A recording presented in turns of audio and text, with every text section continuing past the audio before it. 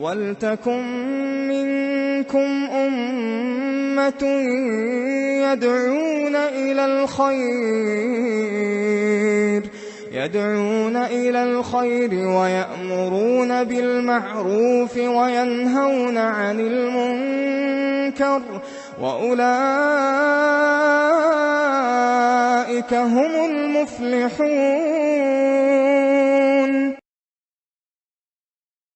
Number 3، کیا رمضان میں سارے جنات قید کر دیے جاتے ہیں یا بعض؟ تو جواب یہ ہے کہ رمضان میں سارے شیاطین قید نہیں کیے جاتے ہیں، بلکہ ان میں سے بعض قید کیے جاتے ہیں۔ یہی وجہ ہے کہ آپ دیکھتے ہیں کہ بہت سارے لوگوں میں رمضان کے مہینے میں بھی جن آ جاتا ہے۔ بہت سارے لوگ آپ دیکھیں وہ رمضان کے مہینے میں بھی جادو وغیرہ کے اثر سے، جن کے اثر سے پریشان ہوتے ہیں۔ اگرچہ عام دنوں کے مقابلے میں یہ کم ہو جاتا ہے، لیکن یہ ختم نہیں ہوتا ہے۔ کیوں؟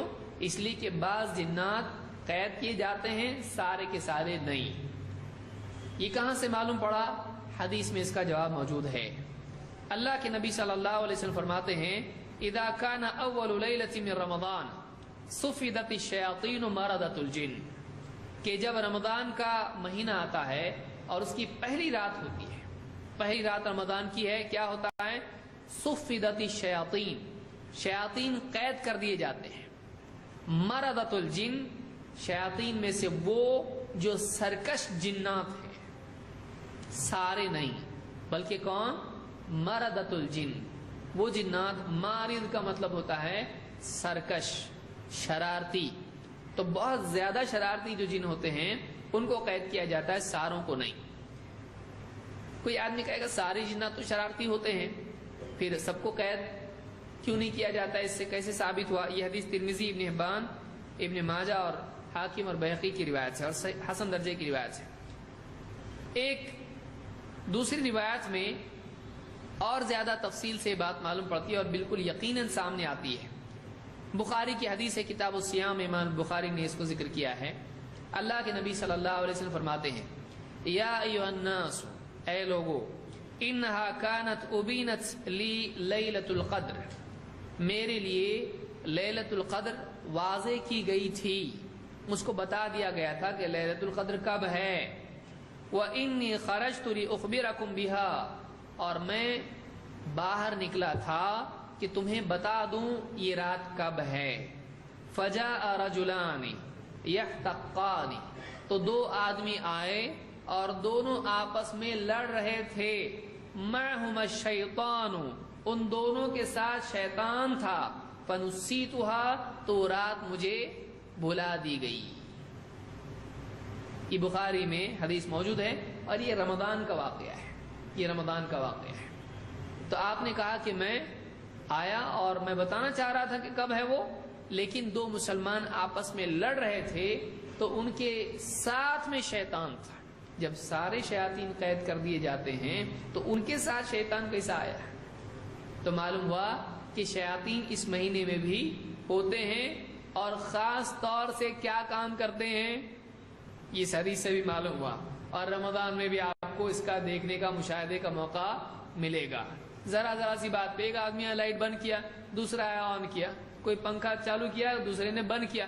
کون بند کیا ہو؟ میں بند کیا ہو، دونوں جھگڑے شروع۔ افطار کا تھالا ہے، مسجد میں کھاتے ہیں لوگ، افطار کرتے ہیں، ادھر کا تھالا ادھر گیا، اس کی کھجوریں اس کو گئی، جھگڑے۔ تراویح کے مسئلے پر جھگڑے، نماز کے مسئلے پر جھگڑے، چھوٹی چھوٹی چیزوں پر جھگڑے۔ ذرا سا بیوی نے جیسا دل چاہتا تھا نہیں بنایا، جھگڑے۔ آفس میں جھگڑے، اسکول میں جھگڑے، کالج میں جھگڑے، جہاں وہاں مسلمانوں میں عام طور سے۔ اور ویسے بھی انجن گرم ہوتا ہے تو آدمی جب پیٹ یہاں پہ، انجن یہاں ہے نا، دن بھر چلتا رہتا ہے انجن، اب یہ جب گرم ہو جاتا ہے تو یہاں بھاپ جمع ہونا شروع ہو جاتی ہے۔ تو ایک آدمی روزے کی حالت میں جب بھوکا رہتا ہے اور اس کے اوپر شیطان اس کے نفس پر اس کا استعمال کر کے اس کو جھگڑے کرواتا ہے۔ لہٰذا کوشش کرنا چاہیے کہ رمضان کے مہینے میں ہم صبر کی اور اپنے آپ کو برداشت کرنے کی کوشش کریں۔ اس حدیث سے معلوم ہوتا ہے کہ رمضان کے مہینے میں بھی کچھ شیاطین ایسے ہوتے ہیں کہ وہ کھلے رہتے ہیں. لہٰذا بعض لوگ شک میں پڑ جاتے ہیں کہ جب حدیث میں ایسا ہے کہ سارے شیاطین قید کر دیے جاتے ہیں تو پھر اس کے اندر کیسا آیا؟ یا تو کہتے ہیں کہ یہ ناٹک کر رہا ہے، یا پھر سمجھتے ہیں کہ اس کو شاک دینا چاہیے ڈاکٹر کے پاس، یا پھر یہ سمجھتے ہیں کہ حدیث میں ہونے کے باوجود تو حدیث غلط تو نہیں. بعض اوقات حدیث میں شک کرنے لگ جاتے ہیں. تو حدیث میں شک نہیں کرنا چاہیے.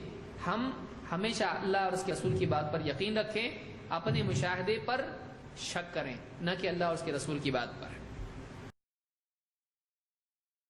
سبحان اللہ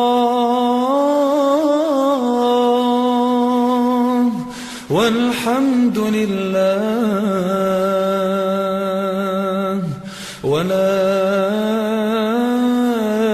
الہ الا اللہ واللہ اکبر. سبحان اللہ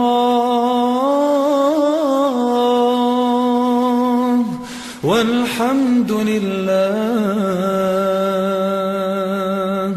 ولا